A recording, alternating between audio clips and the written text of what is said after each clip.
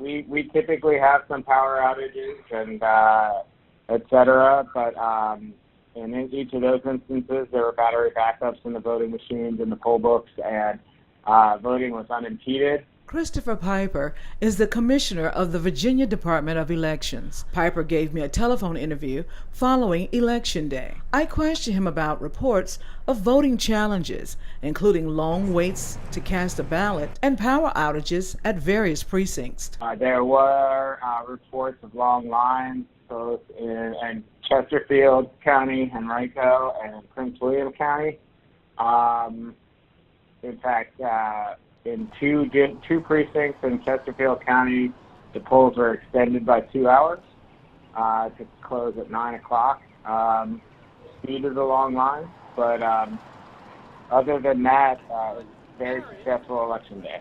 Piper says Virginia experienced numerous voting machine outages. There was a power outage which lasted 4 hours at Augusta County's Ridgeview precinct, where officials say they used backup generators from the local fire department. We had various power outages throughout the day. I don't remember specifically that one, but my understanding is that all had paper poll books or had battery backups in their poll books and their voting machines, so voting was unimpeded. Piper admitted he was unaware of 4 to 5 hours of waiting in line to vote in Shenandoah Valley precincts, but he did hear reports from other Virginia precincts. I did not receive complaints of 5 hours. There was one complaint of over 2 hours, and that was in Chesterfield, but that was the longest one we had heard of. Piper says the long lines in Henrico County and Chesterfield were due to the large turnout of voters. Some people waited for nearly 2 hours to vote in Chesterfield and about an hour in Henrico.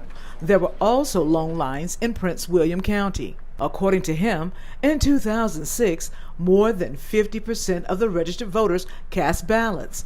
He says this year's midterm election produced more than 60%. We're still looking into it, but the simplest explanation is that we had a huge turnout for a midterm, unprecedented turnout for a midterm. The most recent was back in 2006, where we had 51% come out.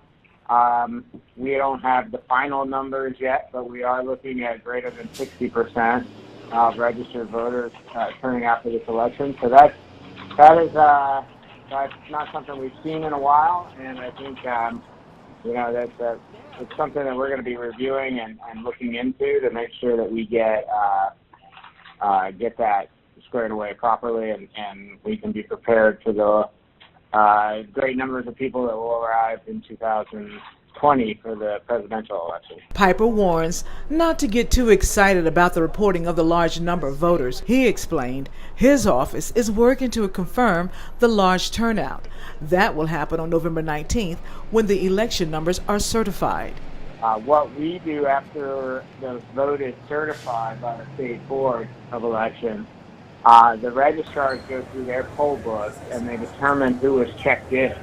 And that is how we determine turnout, and that can take a few weeks. Elaine Rackley for Breaking Through News.